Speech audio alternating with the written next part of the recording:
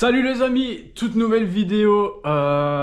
Aujourd'hui on vous présente du coup un petit peu le projet qu'on a ici aux USA. Donc on a acheté une voiture et on l'aménage en van pour traverser le pays. C'est à peu près 15 000 km, ça va être une aventure de dingo.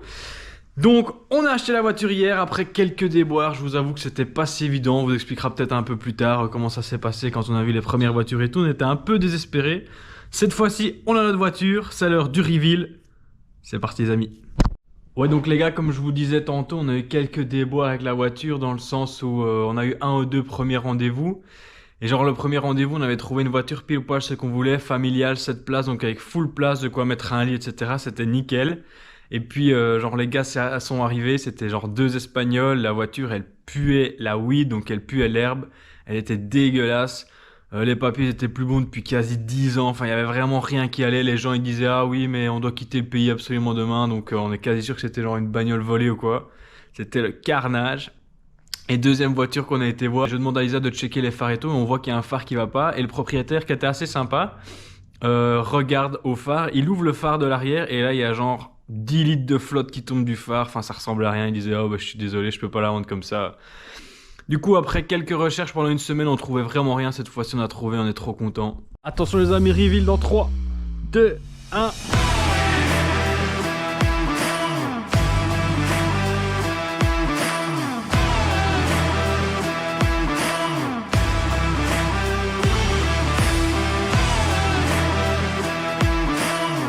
Jantes chromées, phare Xenon, cruise control, double pot, couleur psychédélique. Hello les gars, on vous présente Brenda, notre bolide qui va nous permettre de traverser le United States of America.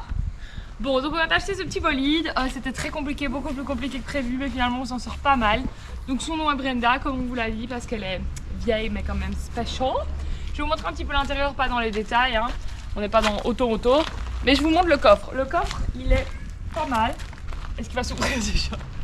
Déjà, le coffre, il s'ouvre pas de l'extérieur, il s'ouvre que de l'intérieur. Let's go.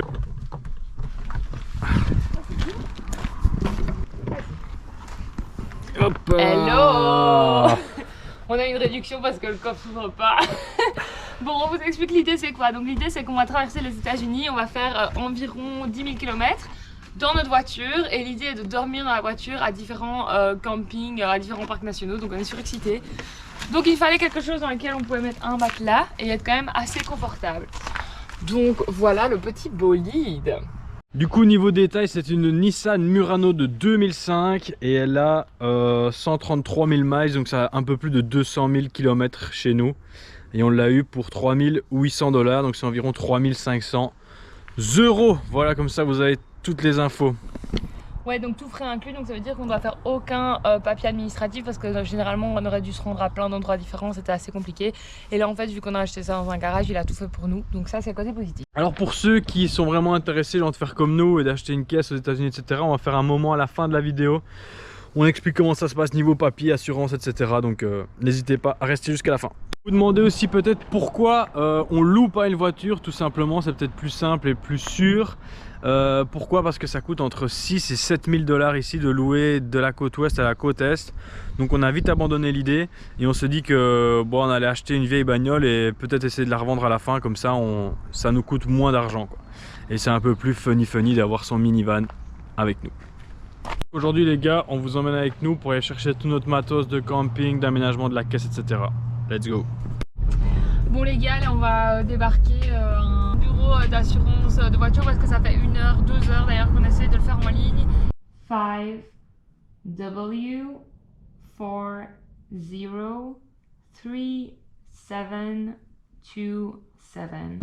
Du coup, ben là on va se pointer à un bureau, on espère que ça va aller parce que là on a eu des devis d'assurance, les gars, enfin n'importe quoi, 400 $ pour 2 mois alors qu'on avait vu sur internet que normalement ça devrait nous coûter 80 $ par mois. Donc on essaie de trouver ça, c'est pas tellement kiki, on espère que ça va être vite réglé pour qu'on passe à la partie chouette. Le driver, le Big Daddy, le Big Dan. Y'a pas la musique là-dedans? Les gars, on a un petit problème avec la voiture aussi, c'est ça.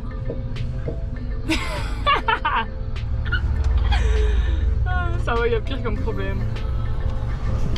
Faut qu'on répare ça aussi. C'est parti pour trouver un matelas à mettre à l'arrière de la caisse. Juste là.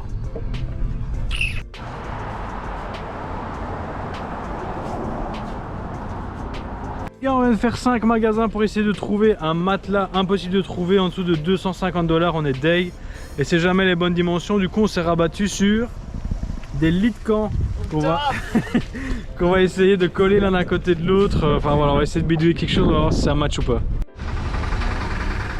Bon, voilà ce que ça donne. Ça. On oublie. On oublie, putain de merde. Échec. Et voilà les amis. On est sur quoi? On a tout trouvé, c'est un enfer dans notre monde. On est sur 350 $ de dépensés, mais on dirait qu'on est plus ou moins bon. Very good, very good.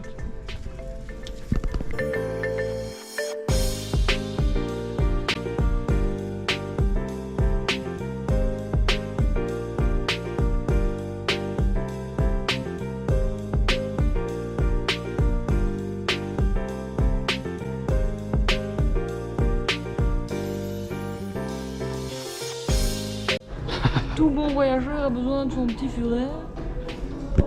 Voilà. Ah.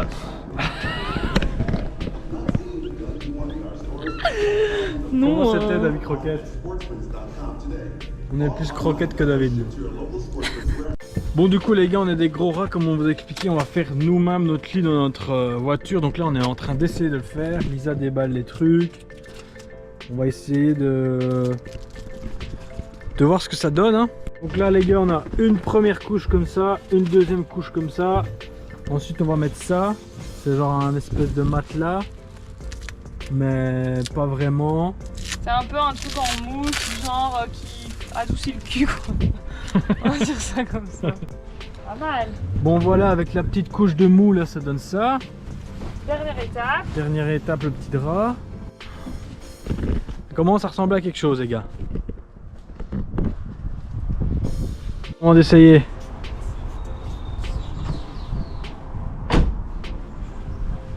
Qu'est-ce que ça dit? Ouais, bien je trouve. Ouais. On va bien tester. Et on a quand même full espace du coup, ça c'est cool, on peut être assis quoi. Et genre le soir tu veux lire un livre, t'es là comme ça. Bon allez, j'arrive. Sur tes godasses hein. Je vais pas les mettre dedans. Qu'est-ce que tu dis? Bah ouais, ça va en vrai. Nickel hein. Ouais, ça va. Trop cool. C'était un petit coup dur, mais Franchement ça va hein. Franchement ça va. Tu sais que c'est mieux ça que si on avait vraiment mousse et que ça serait. Et ça c'était super. Tu vois qu'on s'enfonce, ça pourrait être mal. Ok les amis, c'est comme ça que se termine du coup la première journée d'installation de notre bagnole. Je vous avoue qu'on est assez crevé parce qu'on a tourné dans tous les magasins pour essayer de trouver un peu tout ce bazar. On est assez content, notre plan fonctionne, notre Trop lit content. est confortable. Ready.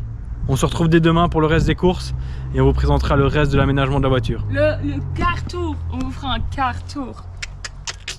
Aïe aïe aïe. À demain. À demain les gars, ciao. Hello les gars, donc il est temps de faire le car tour, c'est enfin fini. Donc là je vous présente d'abord la chambre à coucher.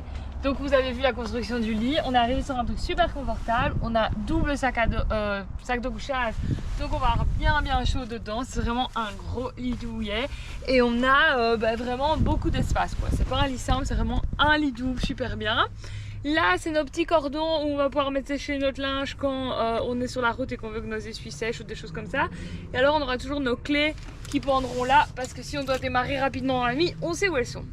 J'ai mis des petites lampiottes parce que je pense que l'ambiance c'est très important. Petite lampiotte tout autour de la petite chambre. Comme ça je me dis le soir si de temps en temps on doit être à l'intérieur vu que d'office parfois il fera plus froid, on a quand même une petite ambiance un peu sympa avec nos petites lampiottes. Voilà pour ce qui est de la chambre à coucher. Alors du coup les gars, ici on vient de vous montrer un petit peu la voiture comment c'est la nuit. Mais du coup quand ce sera la journée, on mettra tout notre matos qui sera devant la nuit, derrière dans le coffre. Pour ça, du coup, la voiture, on a dû optimiser un petit peu l'espace. Donc je vais vous montrer un petit peu où on a rangé nos trucs et ce dont on va avoir besoin absolument pour ce road trip. Donc ici, on a acheté un petit bidon de 20 litres. Toujours important parce qu'on va devoir se doucher, boire, cuisiner, brosser nos dents, etc. Donc c'est important d'avoir pas mal de flotte avec nous. Donc voilà le petit bidon. On a aussi un bac ici avec tout ce qui est affaires de cuisine. Je vais vous montrer ça si j'arrive à l'ouvrir. Voilà, donc ici on a déjà un peu de bouffe, on a les bonnes bouteilles de butane. Les bouteilles pour le réchaud, on a de quoi cuisiner avec les casseroles, on a un petit peu de quoi manger avec huile d'olive, etc. Nos couverts, de quoi faire un peu de vaisselle, ça voilà, ça c'est vraiment le bac un petit peu à bouffe et à cuisine, très important. Ici derrière les sièges, on a aussi dû ranger pas mal de choses. Donc ici on a notre petit bec à gaz pour cuisiner. Vous avez vu les petites bouteilles avant pour cuisiner. On a aussi évidemment le plus important, le PQ. Ensuite on a acheté des chaises de camping, tout ce qu'il y a de plus basique, qu'on range ici.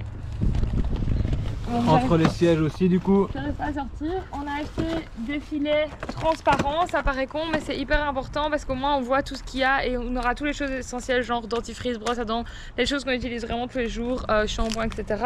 Et vous demandez sûrement comment nous, petits sacs à crottes, allons-nous nous laver. Eh bien tout simplement avec une douche. Donc ça c'est une douche solaire de 5 gallons, donc 1 gallon c'est 4 litres, donc je vous laisse faire le calcul. Ah bah 18,9 litres, mais donc voilà, on a vu on l'accrochera au coffre et ce sera doucheland. Niveau électricité aussi, on a de la chance avec notre voiture parce qu'on a un petit port de chargement juste ici, donc à l'arrière, avec bon, voilà, petit port de chargement quoi.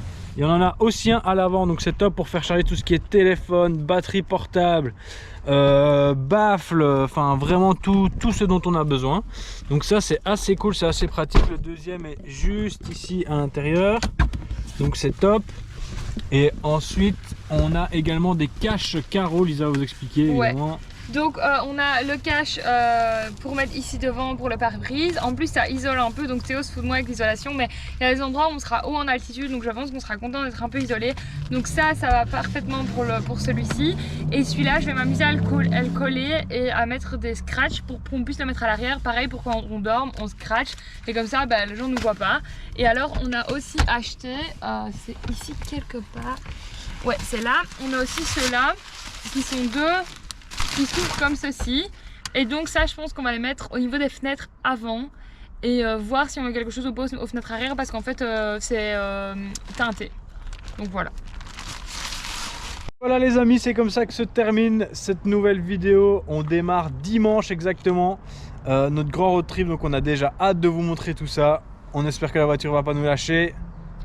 Non, on envoie de bonnes vibes. Elle s'appelle Brenda, elle ne va pas nous lâcher. Et n'hésitez pas à nous suivre parce que là, on va vraiment, pendant les 2 mois qui suivent, ça va juste être États-Unis, plein de parcs nationaux de folie, plein, à mon avis, d'aventures. On n'est pas prêt. Donc voilà, ça va être très drôle, je pense. Let's go, prochaine étape, Las Vegas, les gars, ça va être fou. À la prochaine, merci de nous avoir suivis encore une fois. Bye bye, les gars. Ouais, Johnny Casquette, nouveau possesseur de bolide. Ouais. Les jantes sont chromées, les vitres sont teintées, on est prêt à rider les USA. Ah ouais, USA, hamburger, fusil. Bye bye les gars, à bientôt. Johnny Casquette, papa. Hello les gars, du coup si vous êtes restés jusqu'à cette partie-ci de la vidéo, c'est que vous êtes vraiment intéressés à toute la partie logistique, administration si je puis dire, pour l'achat d'une voiture aux États-Unis. Donc c'est assez simple d'acheter une voiture ici. Vous pouvez acheter une voiture sans permis de conduire américain, vous devez juste avoir un permis de conduire international en plus de votre permis de conduire belge, français, peu importe d'où vous êtes originaire. Alors lorsque vous achetez un véhicule, généralement c'est plus simple de l'acheter à un particulier.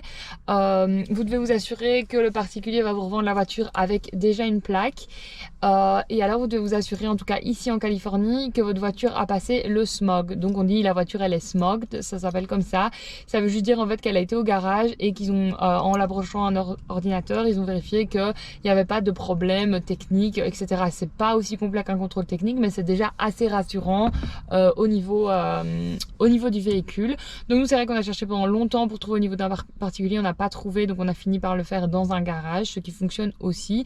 C'est juste que ça prend un peu plus longtemps au niveau des démarches. Donc si vous le faites en particulier, vous devez vous assurer de 3 choses. Vous devez vous assurer qu'il y a la plaque qui est au nom de la personne. Donc vous devez vous assurer de ça. Vous devez vous assurer que la personne a un title, ça s'appelle. Donc le title, c'est un papier qui prouve en fait que la plaque est bien au nom du propriétaire. Vous devez vous assurer qu'il y a un SMOGD et vous devez vous assurer qu'elle est enregistrée. Et donc comment voir si une voiture est enregistrée? À l'arrière sur la plaque, vous avez 2 stickers qui sont collés sur la plaque d'immatriculation avec le mois et l'année, et c'est la date à laquelle elle ne sera plus registered, donc la fin, la date de péremption si vous voulez d'enregistrement de la voiture. Donc vous assurez de ces 3 choses. Une fois que vous avez acheté la voiture et que vous avez le title et le SMOG, c'est les 2 papiers que vous devez avoir, vous devez vous rendre à la DMV, c'est vraiment le bureau qui gère tout ce qui est voiture aux États-Unis. Vous allez vous donner tous les papiers et vous allez en fait transférer le title pour qu'il soit à votre nom, pour dire que la voiture est bien vous. Vous devez aussi avoir un papier en plus, c'est le papier qui indique que le propriétaire vous la vend avec le prix de vente, etc. Ce qu'on vous conseille, c'est mettre un prix de vente inférieur au prix auquel vous avez acheté la voiture, car dans certains États, vous allez avoir un pourcentage de taxes à payer en plus du prix de la voiture. Donc par exemple, si votre voiture coûte 3 000 €, vous allez avoir 10% de taxes à payer à la DMV. Donc si vous indiquez qu'elle vous en a coûté 1000, vous avez moins de taxes à payer. Donc ça, c'est juste un petit conseil. Vous avez besoin d'une adresse aux États-Unis. Donc moi, j'avais ma famille d'accueil, donc c'était très simple, mais vous pouvez tout simplement parfois demander à la personne à qui vous achetez la voiture.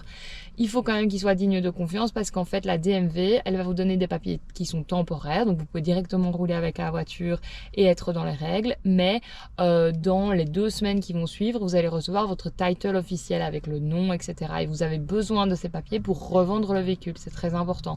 Donc ces papiers seront envoyés à l'adresse que vous avez indiquée, et donc il faut que les personnes qui reçoivent les papiers soient de confiance, parce qu'ils doivent vous les renvoyer à l'endroit où vous serez. Donc soit vous restez sur place et vous attendez qu'ils arrivent, mais nous, vu qu'on est passé par un garage, ça peut prendre 5 à 6 semaines, donc on doit bouger, et voilà, on prie qu'ils arrivent à temps, et puis que ma famille d'accueil nous les envoie. Voilà, c'est à peu près tout. Si vous avez des questions, de toute façon, n'hésitez pas en commentaire, etc. ou sur notre Instagram, Théolisa TDM. Bisous, bisous!